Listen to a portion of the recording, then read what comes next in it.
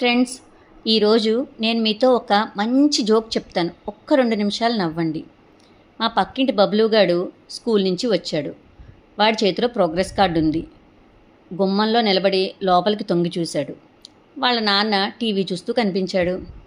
లోపలికి వెళ్ళి సైలెంట్గా వాళ్ళ నాన్న దగ్గరికి వెళ్ళి, నాన్న, నేను నీతో ఒక విషయం మాట్లాడాలి అన్నాడు. చెప్పరా బబ్లు అన్నాడు వాళ్ళ నాన్న. సపోజ్ పరీక్షల్లో నేను క్లాస్ ఫస్ట్ వస్తే నువ్వేం చేస్తావు అని అడిగాడు బబ్లుగాడు. ఆనందంతో పిచ్చాడిని అయిపోతానురా, గంతులేస్తాను అన్నాడు వాళ్ళ నాన్న. నువ్వంత పిచ్చాడు వైపడం నాకు ఇష్టం లేదు నాన్న అన్నాడు బబ్లుగాడు. అంటే రిజల్ట్ ఏమైందిరా అంటూ బిక్కమొకమేశాడు వాళ్ళ నాన్న.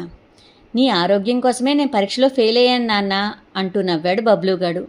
ఆ మాటలకి నిర్ఘాంతపోయాడు వాళ్ళ నాన్న. ఈ విషయం విని మేమందరం 2 మినిట్స్ నవ్వాము. మీరు కూడా నవ్వండి.